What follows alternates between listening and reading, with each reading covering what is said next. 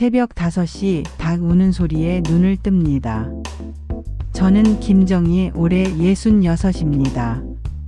이렇게 이른 시간에 일어나는 게 몸에 밴지 오래입니다. 창문 너머로 보이는 텃밭이 오늘도 나를 부르고 있습니다. 평생을 공장에서 보냈습니다. 어린 시절부터 가난했던 우리 집, 고등학교도 제대로 마치지 못하고 18살부터 방직 공장에서 일했습니다. 기계 돌아가는 소리와 실밥 날리는 먼지 속에서 40몇 년을 보냈으니 이제 와서 흙을 만지는 게 이렇게 편할 줄 몰랐습니다. 남편이 세상을 떠난 지 벌써 3년이 흘렀습니다. 그 사람 덕분에 이 시골집도 없고 두 아이도 무사히 키웠는데 정작 우리가 함께 여생을 보내려던 때에 먼저 가버렸습니다. 그래도 혼자 사는 것에 익숙해졌습니다. 아침에 일어나 마당에 물을 뿌리고 텃밭에서 자란 채소들을 보면 하루가 그럭저럭 지나갑니다. 두 아이가 있습니다. 첫째는 딸 민선이 35살에 간호사로 일하고 있습니다. 은행원인 현우와 결혼해서 주말마다 이곳으로 내려옵니다. 농사일 거들어주는 것은 물론이고 제 몸 상태까지 챙겨주는 고마운 딸입니다. 둘째는 아들 범수 40살에 서울 근교 중견기업에서 일합니다. 예전엔 듬직한 아들이었는데 3년 전 지연이와 결혼하고 나서는 완전히 달라졌습니다. 봄이면 고추 모종을 심습니다. 한 포기 한 포기 정성스럽게 심어서 여름 내내 붉은 고추가 주렁주렁 매달리는 걸 보는 재미가 쏠쏠합니다. 여름엔 옥수수가 익어갑니다. 아침 이슬 머금은 옥수수를 따서 쪄 먹으면 그렇게 달 수가 없습니다. 가을이 되면 배추와 물을 길러 김장을 담급니다. 혼자 사는데도 김치 한 독은 꼬박꼬박 담가야 겨울을 날 수 있습니다. 듬직했던 아들 범수가 결혼해서 지연이를 데려왔습니다. 37살의 지연이는 전업주부로 아이 둘을 키우고 있습니다. 처음엔 기뻤습니다. 늘 혼자였던 아들에게도 반려자가 생기고 나에게도 딸 같은 존재가 생긴다는 생각에 설렜습니다. 결혼식 날 예쁘게 치장한 지연이를 보며 이제 우리 가족이 늘었구나 싶어 마음이 뿌듯했습니다. 그런데 시간이 지날수록 뭔가 어긋나기 시작했습니다. 예전엔 주말이면 농사일 거들어주던 아들이 결혼 후엔 아예 얼굴을 비추지 않습니다. 전화를 해도 지연이 눈치부터 살피는 모습이 역력했습니다. 그러면서 자꾸만 하는 말이 하나뿐입니다. 힘들게 한 적이 있나 싶어 곰곰 생각해봐도 딱히 떠오르는 게 없습니다. 그래도 혈육은 혈육이니까 계절이 바뀔 때마다 수확한 농산물을 챙겨 보냅니다. 내 손으로 길러낸 것들이니 그 정성만큼은 알아주겠지 싶어서 말입니다. 반면 둘째 딸 민선이와 사위 현우는 다릅니다. 농사철마다 직접 와서 땀 흘려 일하고 명절에도 부엌일을 도맡아 합니다. 같은 자식인데 이렇게 다를 수 있나 싶어 마음이 복잡합니다. 하지만 그래도 참습니다. 부모 마음이란 게 그런 거니까요. 명절 때만 되면 마음이 복잡해집니다. 며느리 지연이가 농사일은 고사하고 밭에 들어오는 것조차 싫어한다는 걸 알게 된 지 벌써 몇 년이 흘렸습니다. 처음엔 도시에서 자란 아이라 그러려니 했습니다. 흙 묻은 일이 익숙하지 않을 수도 있고 아직 어리니까 시간이 지나면 달라질 거라고 믿었습니다. 하지만 시간이 흘러도 달라지는 건 없었습니다. 오히려 더 심해졌습니다. 명절 준비할 때도 부엌에 들어와 도움을 주기는커녕 방에서 핸드폰만 들여다보고 있습니다. 가끔 부엌 앞을 지나가다가도 일부러 고개를 돌려 모른 척합니다. 같은 지붕 아래 있으면서도 남이나 다름없습니다. 그래놓고는 명절이 끝날 때만 되면 어디서 났는지 큰 봉지들을 들고 나타납니다. 제가 힘들게 담근 김치며 고추장, 가을에 정성스럽게 말려둔 곶감까지 한 알음 싸갑니다. 한두 번도 아니고 매번 반복되니 마음속에 얄미운 감정이 쌓여갑니다. 심지어 지연이 친정에 갖다 준다며 평소보다 더 많이 가져가기도 합니다. 애 키우느라 힘드니까 그러려니 하고 해서 이해하려고 했습니다. 첫 아이 낳고 기저귀 갈아주며 밤잠 못 자는 지연이를 보며 나도 예전에 저랬지 싶어 눈 감아 주었습니다.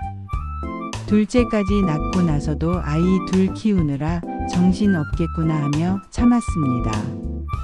하지만 몇 년째 같은 패턴이 반복되니 참을 만큼 참았다는 생각이 듭니다. 더구나 아들 범수마저 늘 지연이 편만 듭니다. 제가 조금이라도 불만을 표하면 한마디만 되풀이합니다. 힘들게 한 적이 언제 있었나 싶습니다. 그저 명절 준비할 때 조금 도와달라고 한 것뿐인데 그것도 힘들게 하는 일이라니요. 예전엔 시어머니 눈치 보며 부엌일 거들던 게 당연했는데 요즘 며느리들은 다 이런 건지 모르겠습니다. 농사철이 되어도 마찬가지입니다. 고추 따는 철이 되면 등이 휘어지도록 혼자서 따야 합니다. 옥수수 수확철에도 배추 뽑는 철에도 지연이는 절대 나타나지 않습니다. 그러면서 수확물은 제 몫을 챙겨갑니다. 이런 일들이 반복되면서 마음속에 서운함이 쌓여갑니다. 주변 이웃들이 며느리 자랑을 할 때면 부럽기도 하고 서글프기도 합니다. 우리 며느리는 농사일도 잘 거들어주고 시어머니 챙기는 것도 정말 잘해라는 말을 들을 때면 괜히 위축됩니다. 반면 딸 민선이는 정반대입니다. 주말마다 현우와 함께 내려와서 농사일을 거듭니다. 고추 따는 철이면 새벽부터 나와서 함께 땀 흘리고 김장철이면 절인 배추부터 양념까지 정성껏 도와줍니다. 명절 때도 부엌에서 나와 함께 음식을 준비하고 설거지까지 도맡아 합니다.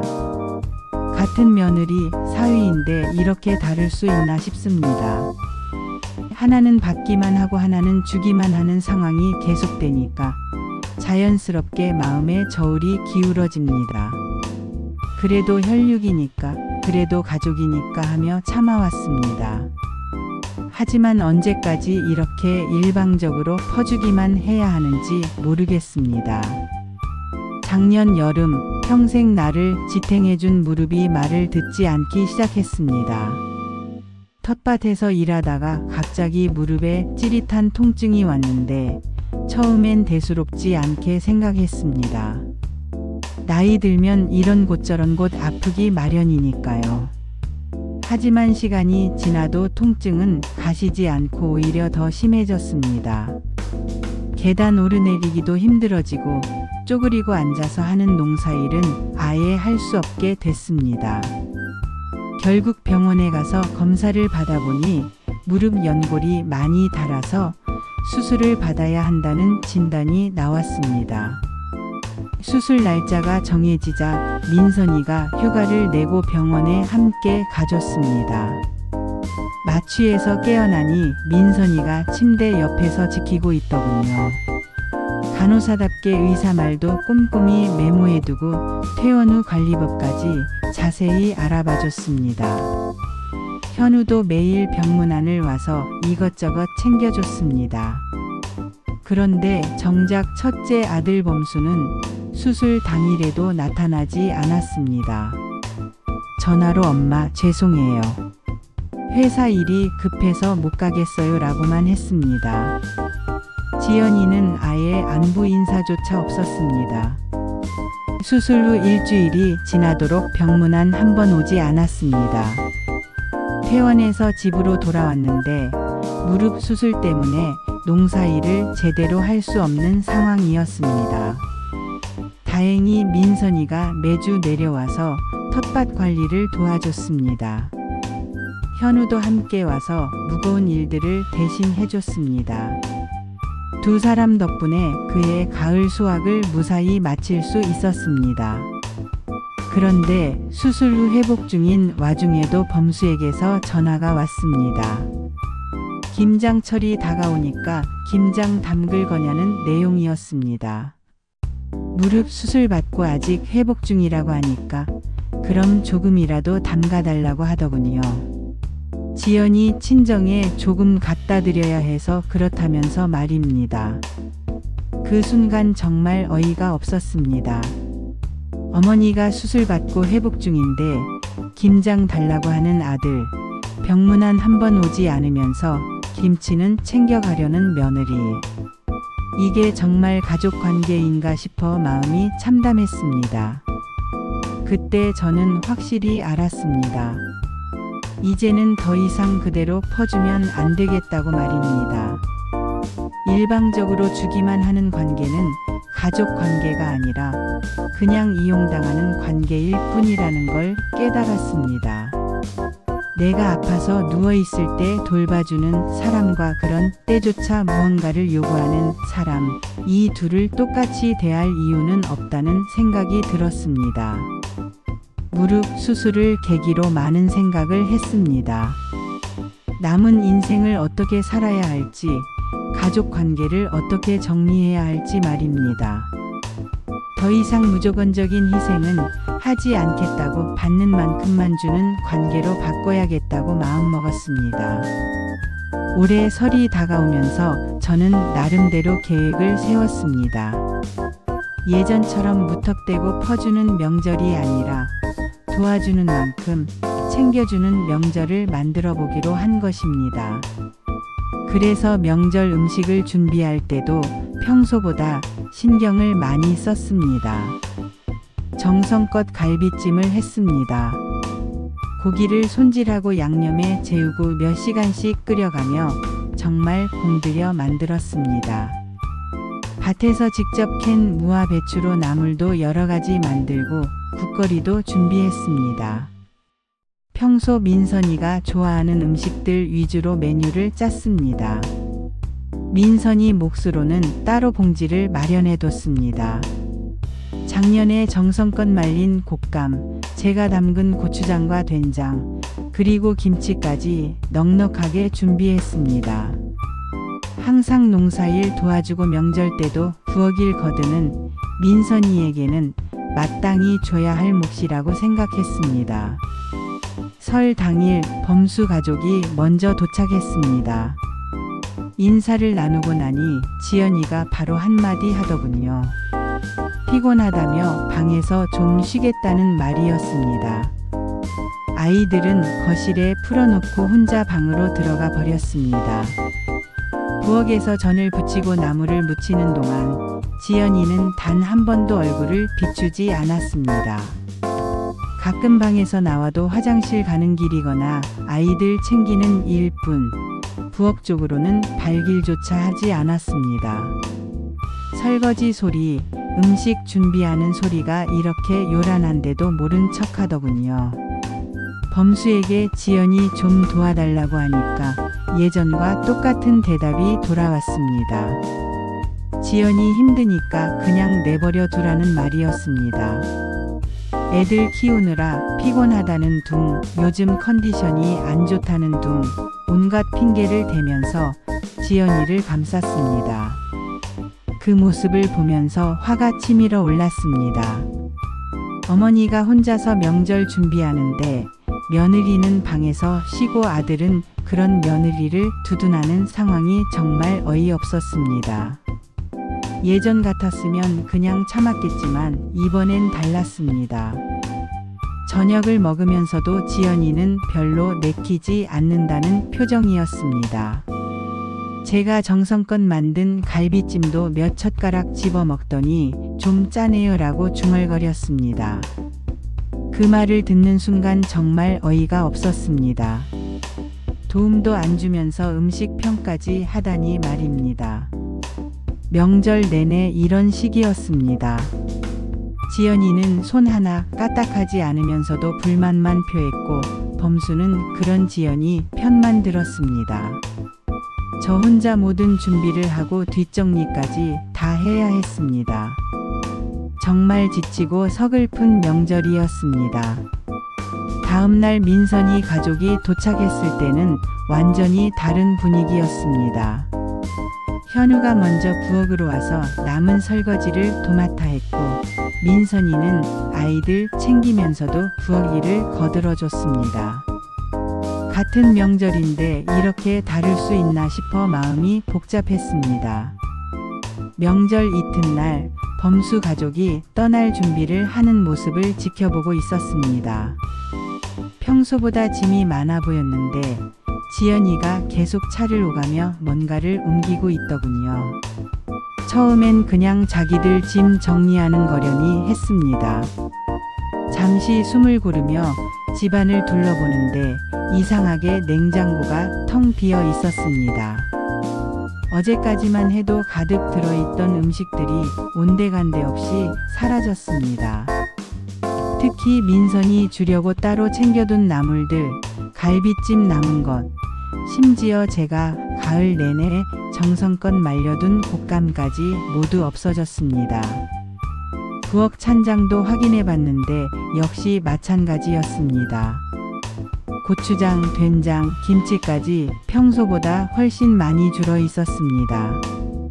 이상하다 싶어 마당을 살피다가 지연이가 계속 차 쪽으로 오가던 모습이 떠올랐습니다. 혹시나 해서 범순의 차 트렁크 쪽으로 가봤습니다. 트렁크가 살짝 열려 있어서 안을 들여다볼 수 있었는데 그 순간 정말 어이가 없었습니다. 제가 땀 흘려 수확한 농산물과 정성껏 만든 음식들이 가지런히 정리되어 실려 있었습니다. 김치통 2개, 고추장과 된장 항아리, 곶감 박스, 심지어 갈비찜 남은 것까지 모두 들어 있었습니다.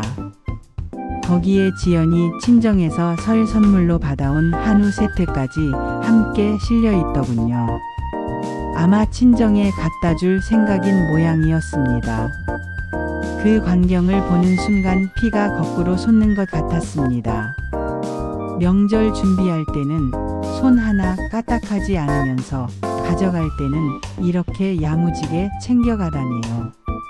심지어 민선이 몫으로 따로 준비해둔 것까지 가져가려 한다는 게 정말 어이없었습니다. 더 가관인 건 범수였습니다. 제가 트렁크를 들여다보는 걸 보고서도 아무 말이 없었습니다. 오히려 빨리 출발하자며 지연이를 재촉하더군요. 자기 어머니가 정성껏 준비한 음식을 아내가 몰래 가져가는 걸 알면서도 모른 척하는 모습이 너무 실망스러웠습니다. 지연이는 제가 트렁크를 보는 걸 알고서도 당당했습니다. 마치 당연한 권리라도 되는 것처럼 행동했습니다. 어머니, 저희 친정에 좀 갖다 드리려고 해요라고 뻔뻔하게 말하더군요. 도움 하나 안 주면서 가져갈 땐 이렇게 당당할 수 있나 싶어 기가 막혔습니다. 그 순간 저는 더 이상 참을 수 없었습니다.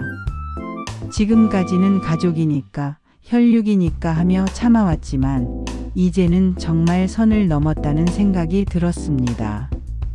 일방적으로 받기만 하는 관계를 더 이상 지속할 수 없다고 판단했습니다. 마음속에서 무언가가 확실히 바뀌는 걸 느꼈습니다. 더 이상 무조건적인 희생은 하지 않겠다는 결심이 섰습니다.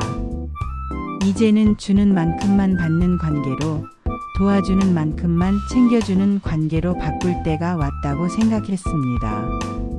트렁크에서 발견한 그 순간 더 이상 참을 수 없다는 생각이 들었습니다.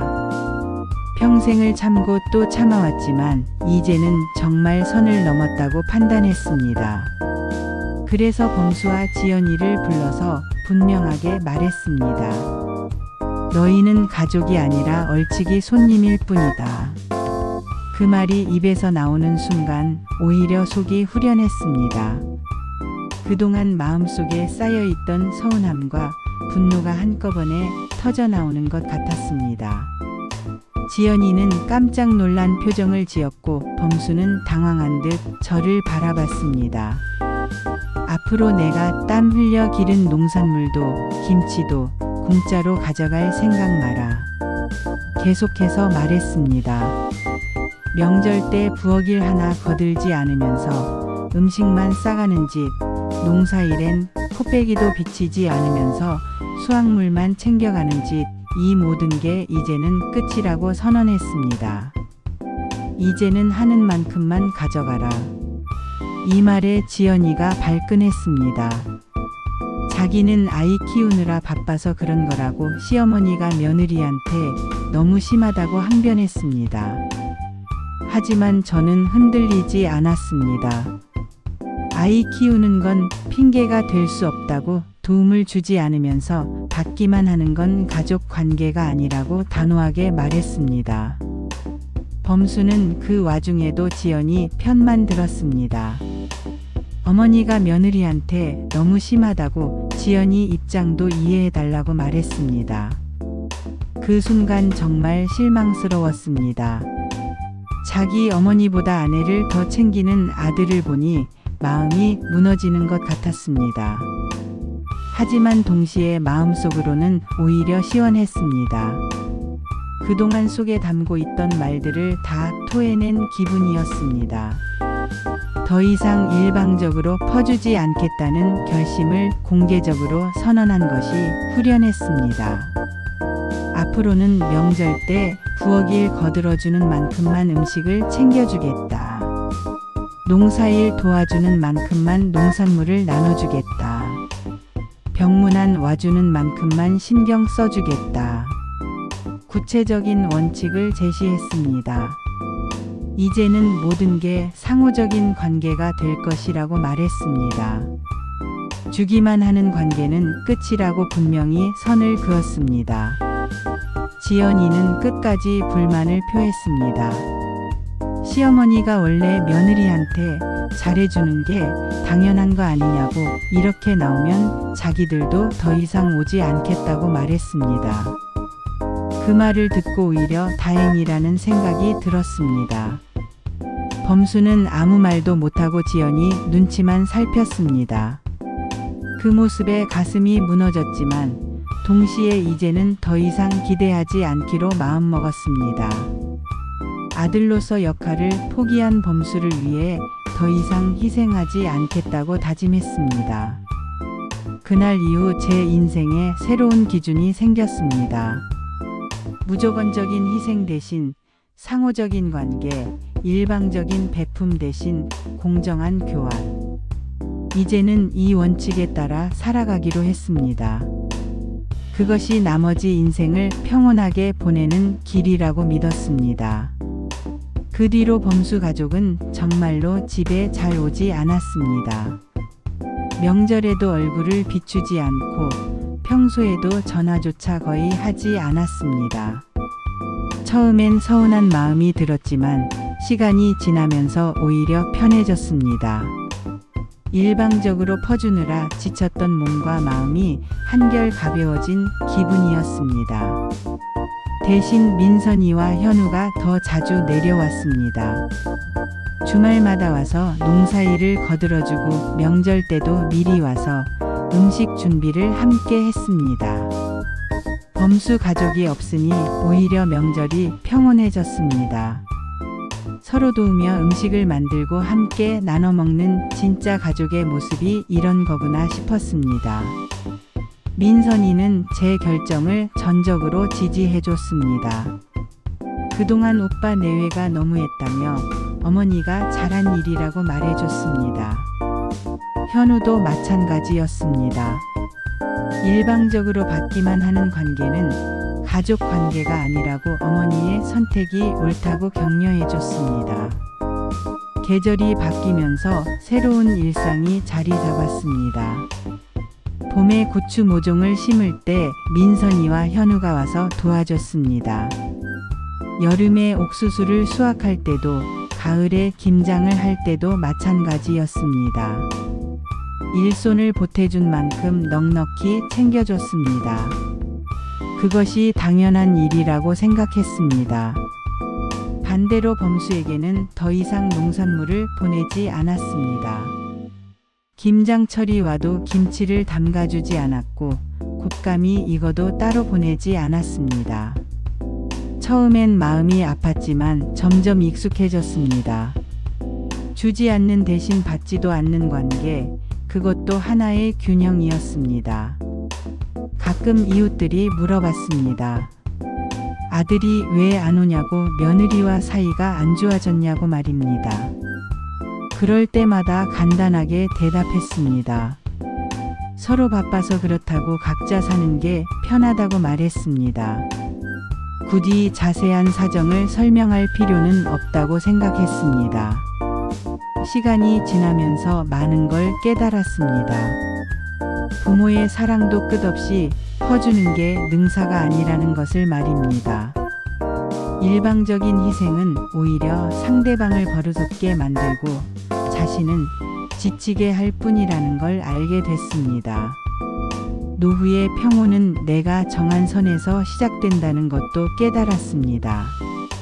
무조건 참고 베풀기만 하는 게 아니라 적절한 경계를 설정하고 지키는 것이 진짜 지혜라는 걸 배웠습니다. 주는 만큼만 받게 되어 있는 게 인생이니까요. 지금은 참 평온합니다. 아침에 일어나 텃밭을 둘러보고 계절에 맞는 농사일을 하며 하루를 보냅니다. 주말이면 민선이 가족이 와서 함께 땀 흘리고 함께 수확의 기쁨을 나눕니다. 명절이면 서로 도우며 음식을 만들고 정담을 나누며 시간을 보냅니다. 이제 더 이상 억울하거나 서운하지 않습니다. 받는 만큼 주고 주는 만큼 받는 관계가 정착됐으니까요. 가족이라는 이름으로 일방적인 희생을 강요받던 시절은 끝났습니다. 이제는 진짜 가족다운 관계, 서로를 존중하고 배려하는 관계만 남았습니다. 66살에 찾은 새로운 인생의 원칙입니다. 앞으로 남은 시간을 이렇게 살아갈 생각입니다. 평온하고 당당하게, 그리고 행복하게 말입니다.